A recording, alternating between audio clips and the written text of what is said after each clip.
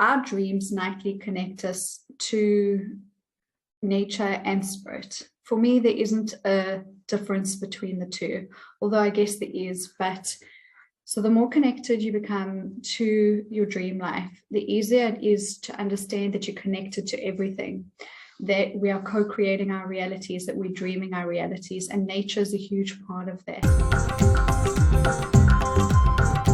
Welcome to the I Don't Believe in Astrology podcast. The podcast is dedicated to conscious souls looking to change the world. Astrologer by day, climate activist by night. Here is your host, Debra Silverman.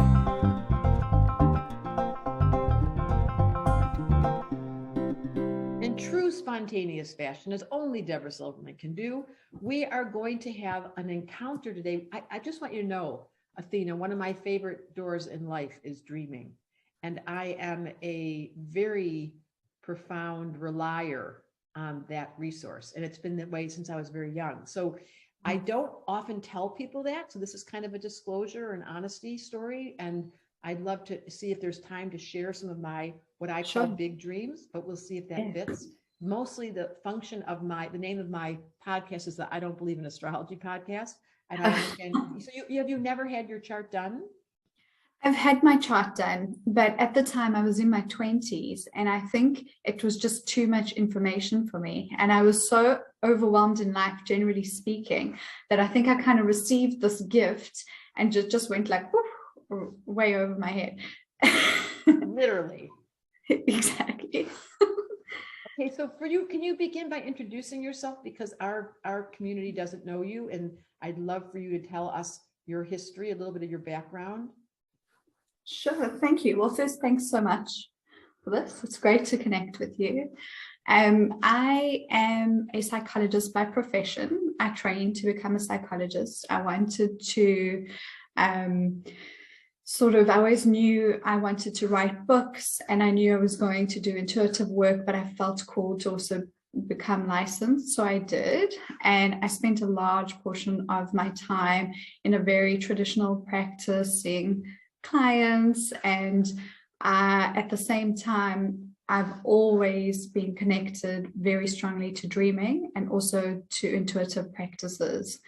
I'm clairaudient, so I hear things. And so when it came time to really just kind of decide what I wanted to share with the world, I knew dreaming would be part of it. So I teach people how to connect to the language of their soul, to spirit, to the spirit world through dreams. And we do that through the spectrum of normal dreaming, which is symbolic dreaming, and then into practices like lucid dreaming. So my book was released last year, at the end of last year. It's called The Alchemy of Your Dreams. And in it, I try to jam pack as much as possible into the book to really help people regain control of their connection to dreaming, because modern people, in my opinion, and I've spoken to people all over the world, are very disconnected to their dreams, which is sad in my opinion. So part of our conversation that I've been obsessed with is climate crisis. It's something that I feel like for some reason, it's such a hard, difficult conversation. We just avoid it. Yeah. It's almost like it doesn't, but meanwhile, back at the ranch, after having done really strong research, and you are one of several I've interviewed who are not in the ecological environment, but you are certainly relevant to it. And I'd love to hear how you see a bridge between those two worlds. Yeah. So when you say the ecological environment, what do you mean? Anything to do with the climate crisis. Oh, okay. Sorry. I thought that's what you meant, but I just thought I'd better clarify.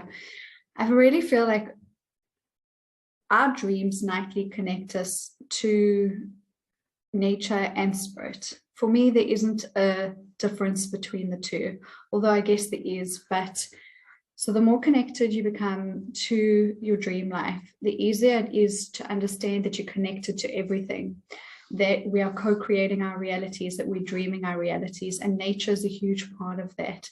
So when we're in crisis, like we have been, like the world has been, right? One of the main things that came up for people, especially when the pandemic first hit, was all of a sudden people were reawakened to these bizarre dreams that they were having, to their dream life. And a lot of it was rationalized away, you know, by a lot of people saying that it's anxiety-based dreaming. And I think that could be very relevant, that can be true.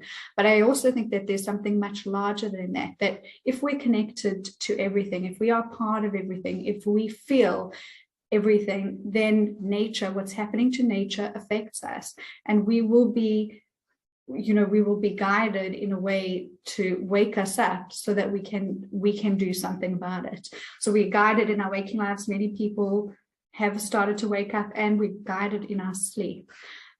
So building a bridge really, I think, starts with an internal one, reconnecting to and understanding that we're not just individuals on the planet. It's not just about me, it's about we.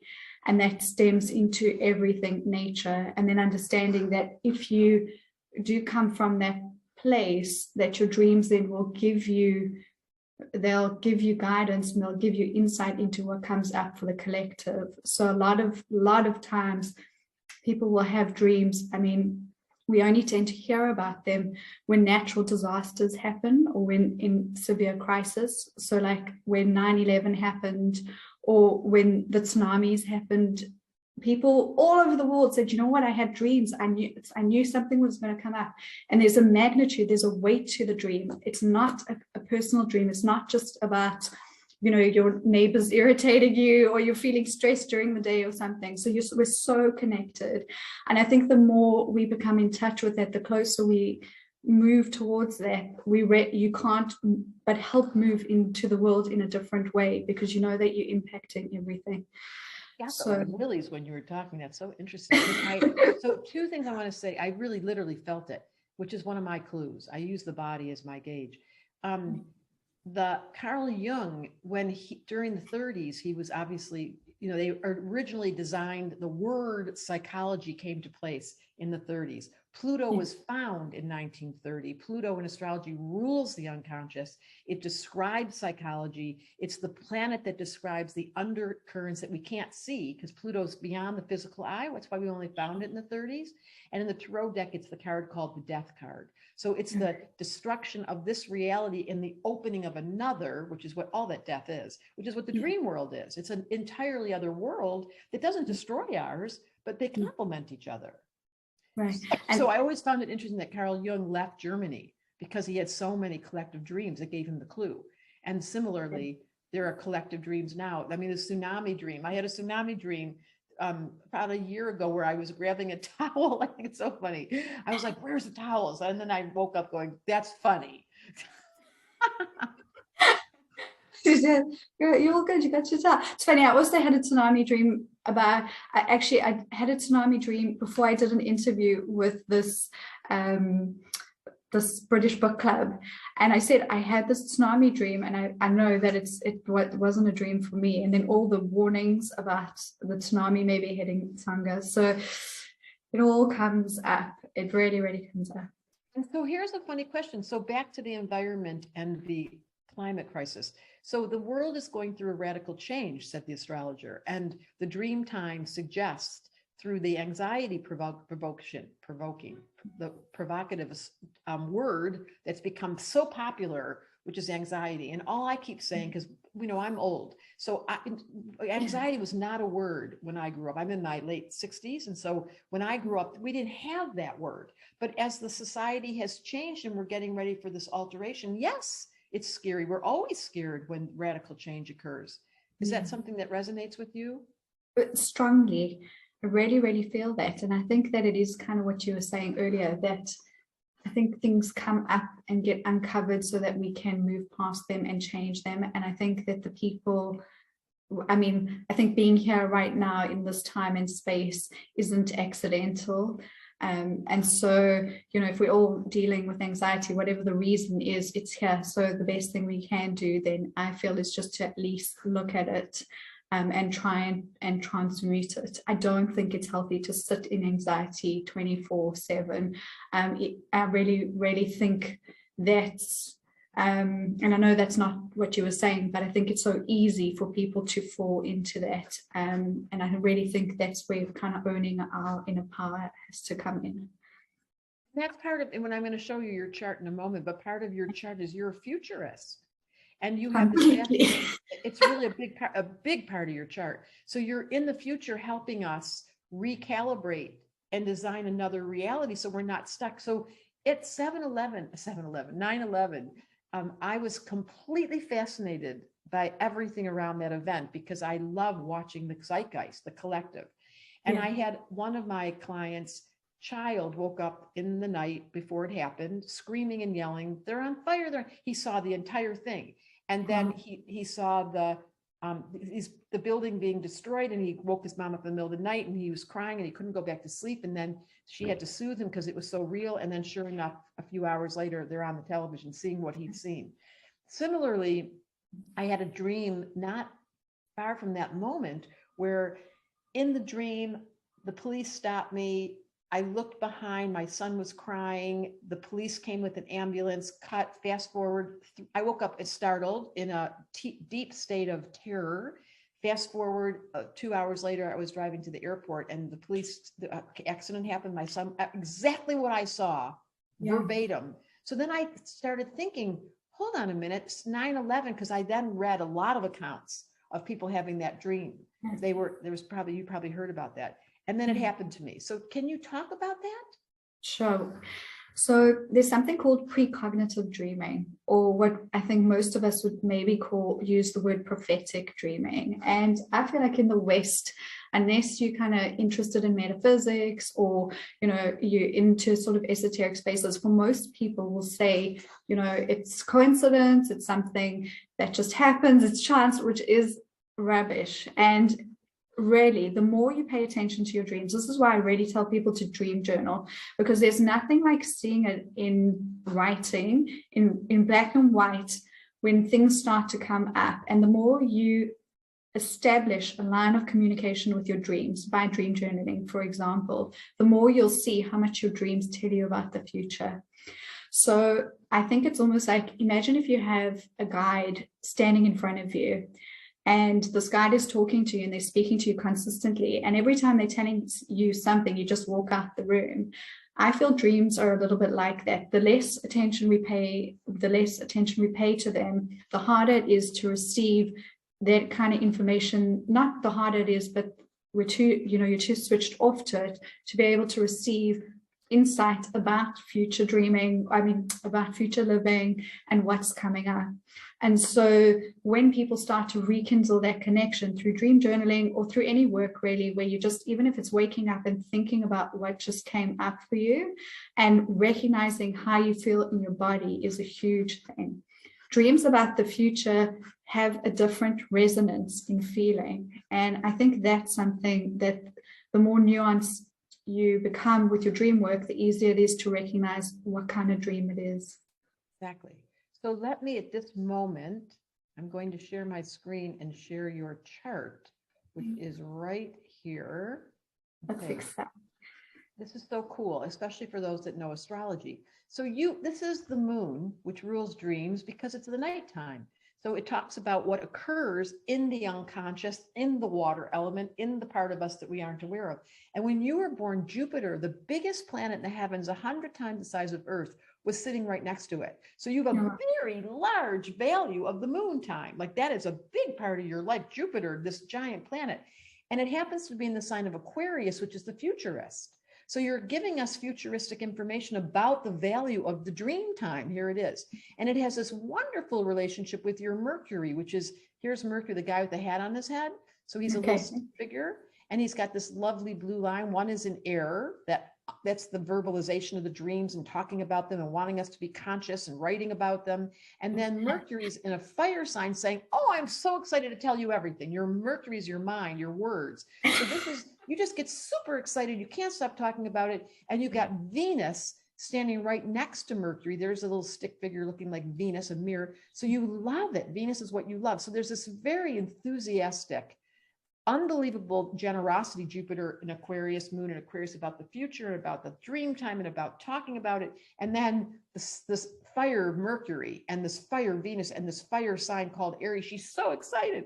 It's such a beautiful chart that describes, and it's in the house of the philosopher. So you have a philosophical angle of everything you do this life. Like, is it going to grow us? Is it going to teach us? Are we going to study this? Are we going to learn? Like this? Is that true or is that true? It's true and true. I did philosophy at university, and I do love that. I think that is how we move forward. So that's called Sun in the 9th house. So these are the kinds of things that, this is why I don't believe in astrology. Is a funny name for this topic. So let's come back to the 9/11 dream, the dream that I saw, that accident, the ability that some of us have. What is the criteria? It's a funny question, but I know that I've been a dreamer since I was a kid, and dreams that came true where I met the person, then I saw them, or dreams that were relevant and gave me indicators like, scary woke me up dreams. And sure enough, that was a reason to wake up. What is it about certain people that the dream time just insists on talking, and others say, I never remembered my dreams? I think that I do think some people are born more open to insights, to non-ordinary states of being, to the unseen, to intuition. And I don't think that's something, not to say that I don't think it's something that can be developed. Everyone can develop intuition and dreaming and being able to, I actually think everyone could be psychic if they wanted to. And I just think it is a matter of learning the skills and trusting yourself enough to do it. So I think from that level, there is something to that, where if you're young and you just instinctively connect with dreams and intuition and astrology and all the things, that you just, I think you keep it closer, and then you use that more in your life, so it sticks with you. So my experience of it with most people is that actually most people do have a lot of, actually we all dream every night. Scientifically, we all dream every single night. But most people are so disconnected from it because they don't pay attention, or they've been taught that dreams are quite meaningless, or it's just about, the past or anxiety. So I think people disconnect from that.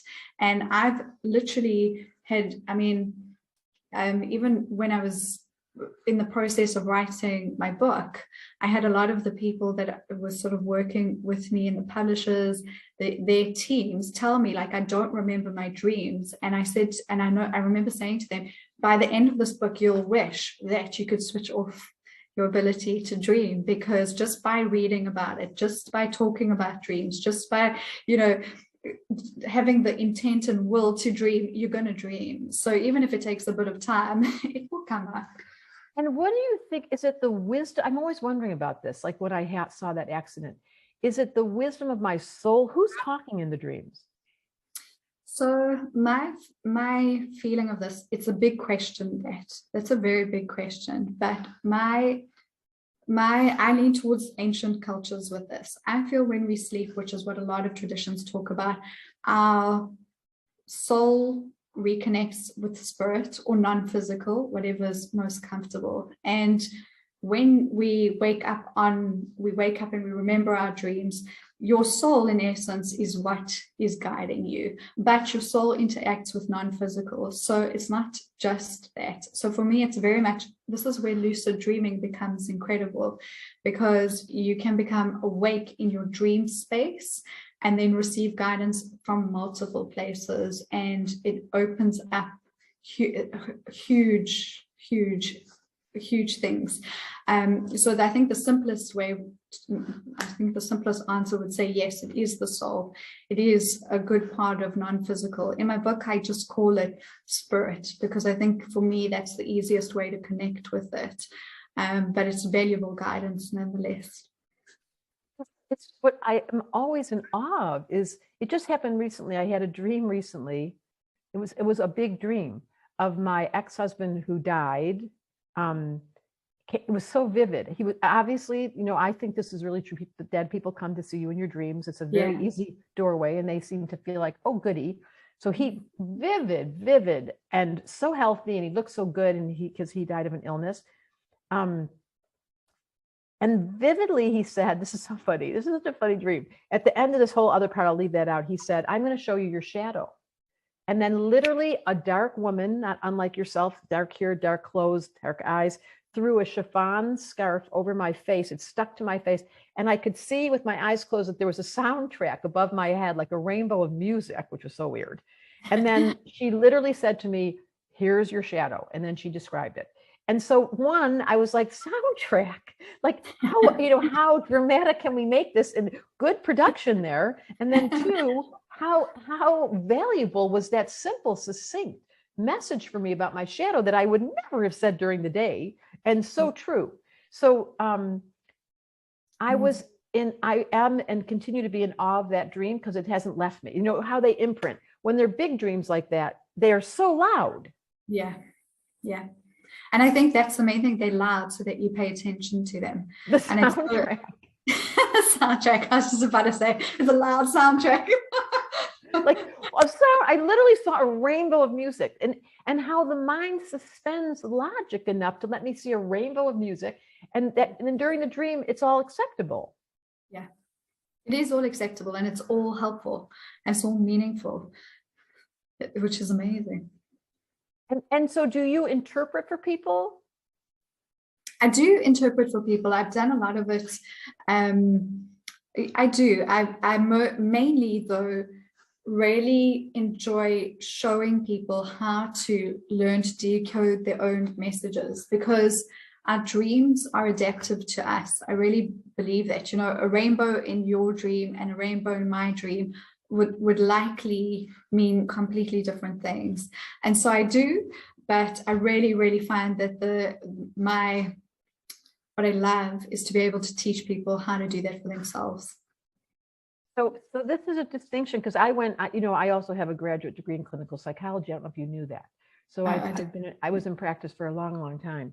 Now that I'm a grown up, I've become a businesswoman and a podcast host. And yes, and I was really recognized in university for my ability to do dream assessment. Like I can listen and then I can give it back to the person, because there's obviously many schools. One of the schools by Fritz Perls was that you are everyone in the dream. Yeah. Is that something you adhere to?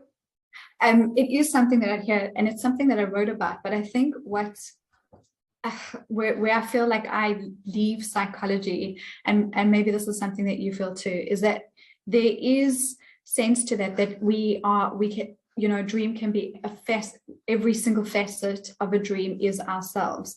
But I don't think that's true in every single circumstance. And I think what ends up happening with theory, exactly, right, a lot of the time is it becomes too prescriptive, and it's too, you limit yourself with the lens you look in, So when I wrote my book, I think in the intro, what I was really trying to drum into people is that we dream with our psyche and we dream with spirit, or non-physical, or whatever word people find most comfortable. So yes, sometimes you're going to have dreams where everything is about you and what you're doing and what you need to hear and what you need to know.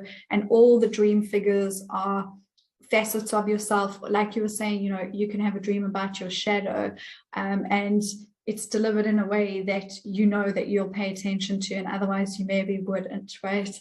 And that's amazing and so helpful. So even if it comes from a lens of looking at it in one particular way, it's still helpful. But after doing a lot of dream work, that is where I think the art comes in learning what dream is what. So that it isn't just, things that you're trying to resolve the whole time or fix, or that you're not maybe doing well enough in waking life. It can also be a lot bigger than that. So Jung called them big dreams and little dreams, and then Freud distinguished them as being anxiety provoking or messages. I mean, there's a range of dreams, and people get confused. Everyone's you in the dream. Sometimes if you're going to use it and you've got a professional like yourself or myself to say, let me help you. I love this dream. This is a great one. I had a client, she was telling me she was dating this guy and she didn't feel very good about it. She dreamt about him going golfing, which they didn't do. And then he pulled out his poles and he pulled out his balls and he had no balls. I was like, excuse me? Like, how loud can they get? But because she couldn't, until you say the dream out loud, she was like, why would I be dreaming about him golfing? Because he had no balls. So these are the kinds of messages that come through that require saying them out loud. So one of the big things I always tell people is write them down and then read them out loud, because they, as abstract as you think they are, and everyone always says, my dreams are so crazy. I'm like, no, you're crazy because you don't understand them. Exactly. And I love that there is something to speaking it out loud. I'm fully with you on that, writing it out and then speaking it out loud, as well as I tell a lot of people that if you have a dream that's particularly frightening or does feel incredibly overwhelming, it is very helpful to speak about it in a way that is of benefit to you. And a lot of cultures, their mystic traditions speak about that, speaking about the dream in a way that has a benevolent meaning for the person. It's not the same as being positive for the sake of positivity. It's narrating a story. Can you give us an example? Can you show us an example where the reframe would be built in? Sure. I'm trying to just think of one. So I had a dream. It was petrifying. It was a nightmare. And at the time, I've been doing a lot of lucid dreaming. And lucid dreaming, like I said earlier, it's just when you awaken a dream, when you recognize that you are dreaming. So I had a dream that and in real life, at the time of my dream, I was living on a farm and my bedroom window out looked onto this massive field. And in the dream, I find myself lying in bed next to my husband, and I'm aware that it's time to wake up because the sun's coming through the windows, which was a very normal thing to do. And I wake up and I get out of bed and I put my shoes on. And I turn around and I look at my husband, and there's this big dark figure sitting on his chest in the dream. And up until that point, I had thought I had woken up. I'm in my dream and I'm thinking I'm awake in reality. And actually, oh my God, there's some scary man sitting on my husband's chest, and what the hell? And so when I woke up, which is actually something that can happen when you begin to practice lucid dreaming, where you can have false awakenings. But I reframed that dream, was very helpful to me, because instead of visioning it as something that was a repressed feeling or emotion to do with my husband or something, it was actually reality trying to get me to wake up fully. And so that dream figure was probably the scariest thing that I could see to really get me to wake up. That's what Carl Jung says. Nightmares are there to wake us up. Right. And I was at the time, even more, I was writing about, having to be aware and why awareness is going to help, and it does help the reader to really be able to become empowered in their life so that they can co-create in the way that they want to. And I was writing it, and I don't think I fully understood the weight of what I was saying. And I had that dream, and it just was like, wow, okay, I get it. And that was it. It was resolved. I never had the same dream again. It didn't come up again, and I think that's also something that is worth mentioning for, anyone listening, that if you have a dream that comes up over and over again, it's just an opportunity to face something that has been difficult to face. It's not punishment. It would not come up if you were not ready to look at it. And I really feel that, psychologically it can be frightening, but spiritually you're ready, That's what Carl Jung said. This really helped me in graduate school when I learned that nightmares are exactly your unconscious waking up inside the dream saying, excuse me, get up. So it's the only way that, that dream that I had the other night, or that one with the black scarf and those, how else, that was the clearest. Thank you very much, I said, after I was shocked. 1, that he was alive and looked so good. 2, that there was a scarf on my face. And 3, that the message came through, because usually messages are so vague. They're so, you have to unpack them. Yeah. This was like, that was like, please pay attention, please pay attention. And I noticed that those big dreams can happen early in the morning, that they're the ones that just wake me up. And I wonder also, like, who organized that I would actually remember that? Amazing. Like, I always want to say, thank you so much. How do I send you a check? I don't even know I don't know who you are, but I don't know how to say thank you except to apply the message and, be an example. Okay. So there's a series of questions that come with my podcast that it's so fun for me to ask. And here they come. One of them is, if you weren't talking about dreams all the time, what would you be talking about? I'd be talking about the depth of language of intuition. Oh, that was so beautiful. Say it again. The depth of language of intuition. That's actually something I wish people would hear. Our intuition adapts to us. That's it. Depth. Yeah. That was beautiful. I finished this sentence. I wish people would lighten up. Okay, so I'm going to ask you this question. If there was one thing that you couldn't live without, like, or some couple things in life that you count on to keep this life meaningful or fun, what would they be? Definitely my husband, the people in my life. I love coffee and would fall to pieces probably without it. I refuse to live in a world without coffee. Actually, it's that simple. And being able to be close to the sea, which I know is very lucky, but those three things make me very, very happy. Okay, and then tell me, if there was someone that wasn't alive or a famous person that is alive that you would love to have an in-depth conversation with, who would it be? I think after our conversation tonight, it would definitely be Jung. But there are loads of people. You know who I'd really love to speak to is the artist who drew the tarot cards, Pamela Cole Smith. Yeah, Coleman Smith, is that her name? That's who I'd love to speak to. So do you love the tarot? Is that one of your mediums?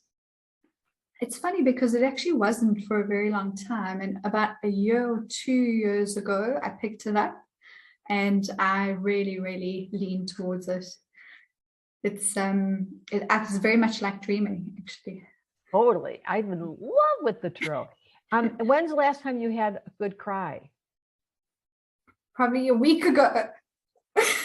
And can you tell us what happened? My husband and I have moved quite a few countries and we've lived in quite a few places. And I think I just woke up and had a deep release. I don't even know if there was a really good reason for it, but I think it's probably to do with moving. So beautiful. If there was something about you that you wish you could change, like a personality trait that you just think, God, this is so annoying. It's being stubborn.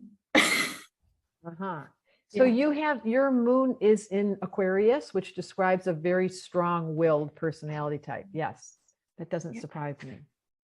Okay, so just because we're just getting ready to wrap up, back to astrology and the relationship to the dream time. Is there anything you've noticed? Is there any, or have you had any fascination with astrology? That's a better question.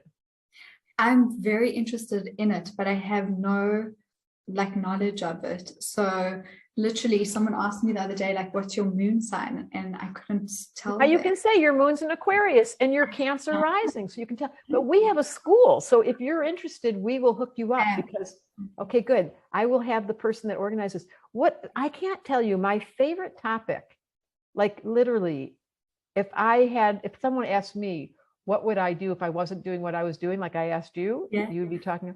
I would say that certainly there's several things, but one of them is being a death doula. I have a great fascination with death and dying, and I feel very gifted at being able to support people, but that's not happening because I'm a little busy. But the other is dream analysis. I would have loved to have had, there's a wonderful series by, what was her name? It was Jung's right-hand woman. Her name's going to come to me. Marie. Yes. Van Schultz or something, Van Dusen or Van something. Yeah. I watched 3 days at a university setting did you ever see it? Where they take you through all the dreams that people have had, telling their dreams with her Jungian interpretation. And, and the quality of awareness that woman carried changed my whole life. That was the turning point for me. Maria von Franz. That was the turning point for me of realizing that the dream time is sacred. So I just want to thank you for your life's work because it's dear to my heart. And that's how you got on this podcast today. Well, thank you for having me. And I can't wait I've been waiting for astrology. So I felt like this was also kind of serendipitous because, when it's the right time for something, you just know. Thank you so much for listening. We want to keep this conversation going with you, so please subscribe to our podcast and leave a rating and review to make sure you never miss an episode. Remember, climate activist by day, human by night. Send Debra a DM on Instagram at Debra Silverman Astrology and visit DebraSilvermanAstrology.com. And we're going to leave you like we leave every single episode. Make it your mission to change the world.